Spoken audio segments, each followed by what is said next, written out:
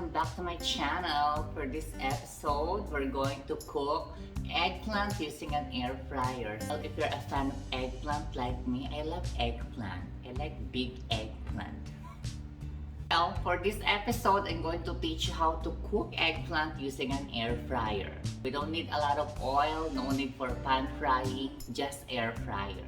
Please watch other air fryer recipes here. Don't forget to subscribe, click the notification bell, and like this video. And also don't forget to check out my playlist. Yes, first thing to do, wash the eggplant and cut the eggplant medium size.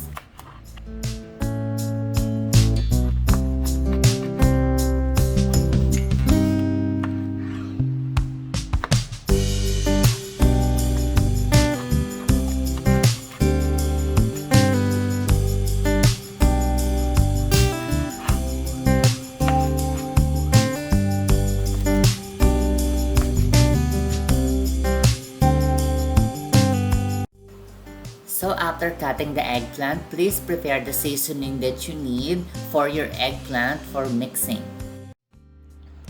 We need olive oil,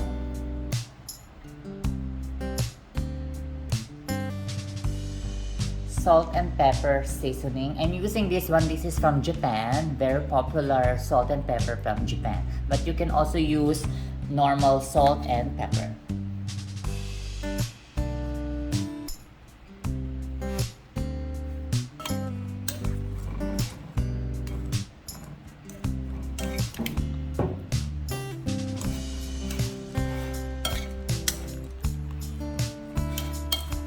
And mix it. Very simple lang ang recipe. Very easy to make. Air fryer eggplant. So we don't need a lot of oil. Very easy to cook and to prepare.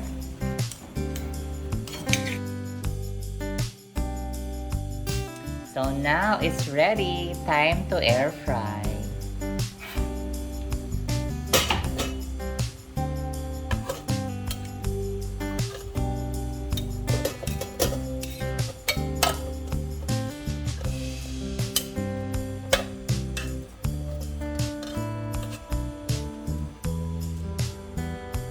Okay, let's do it. 200 degrees Celsius, 10 minutes.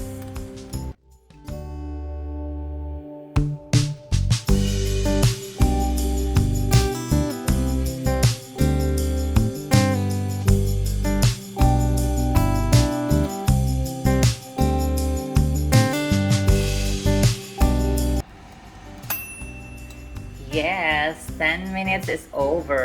I can smell the eggplant. OMG, it's beautiful. It's so golden. I think this is enough. 10 minutes is enough for me. But I love the finished product for 10 minutes. Wow, amazing. And it smells so good. Amazing. It's soft. It smells good. And I think this is enough. It's time to prepare because our baked eggplant or air-fried eggplant is ready. Grabe, sobrang bango ng eggplant. Ganito magluto ng talong sa air fryer. So anyway guys, I hope you learned something from this episode. Please check out my playlist here to watch other air fryer recipes. And also don't forget to subscribe to my channel.